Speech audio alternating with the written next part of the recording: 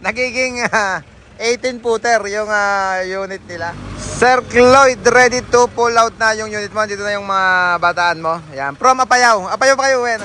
Ayan, from Apayao. Testingin lang yung outrigger to, yung pinakapaa niya. Ayan. Para make sure lang na gumagana. Sige, Jay, sige. Sige. Gerald, dali. Mamaya ka na nagdidikit sticker, Gerald. Tumaas. Yan yung setup nitong self-loading car carrier ni Sir Cloyd.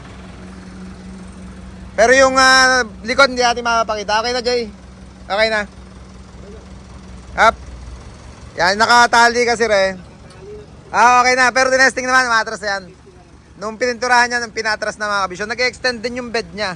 Pagka, example, 16 feet ngayon to, pag mahaba yung karga nila, pwedeng mag-extend tong mismong tailgate niya na yan, yung sa may rampa.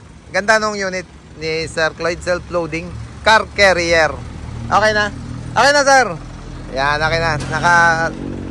Gusto lang makita na naiangat or working yung boom. 4HE1 turbo, 6-stud drum brake, molye, harap at likod. Pati yung siding niya, pinabago na ng Sir Cloyd. Backboard, ang pinagawa niya, yung mga tubular na lang na stainless. At upholstery. Yan, upholstery matting ang naging project din dito. Pa-exit na nga sila ng baluarte natin. Pauwi na sila ng Apayao. Thank you, Sir Cloyd. At yung sticker, Gerald. Okay na, Gerald. Dikit mo na yung ating Team Kabisyo custom build. Yan, para certified na hima sa baluarte natin. 4HE1. Pagka kailangan nyo ng boom naman sa self-loading with boom mga kabisyo, meron tayo dito. Ongoing kami na lalagyan ng bed. 14 feet or kasi nga ba nung kay hijacker. At same din sila, long jack na 2.9 yung boom niya. Papakita ko lang pagka napinturahan na. Ay, atras daw. Sige, okay lang. Tanggalin yung tali. Ayan. I-atras daw para matesting. Yung lock, kabilaan pa yung lock. Gerald, taga baka matama nga. Tatanggalin lang ulit.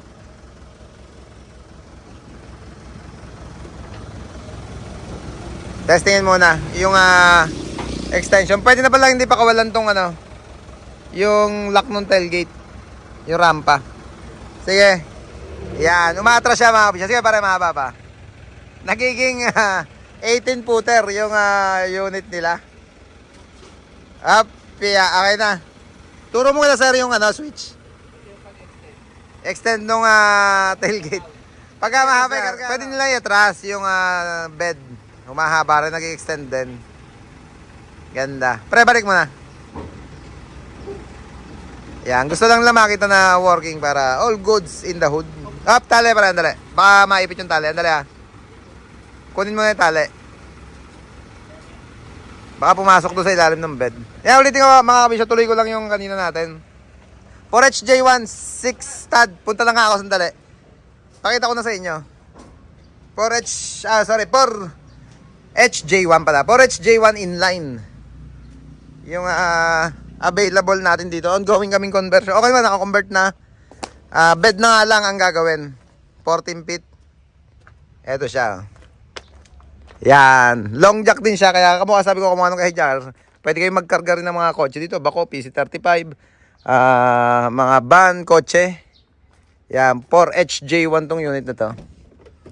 4HJ1. Ongoing conversion. Pintura na susunod. At yung bed na niya. Kaya kung kailangan nyo ng self-loading with boom mga kabisyo, pwede nyo nang bisitahin dito sa baluarte ni Kabisyo. Pwede nang bisitahin sa baluarte natin yung unit na to, yung pinapakita ko ngayon. Ulitin ko, 4HJ1 inline. 6-stud drum brake, harap, molye, harap, likod. At long jack siya. 3 section yung kanyang boom. Yeah, boy.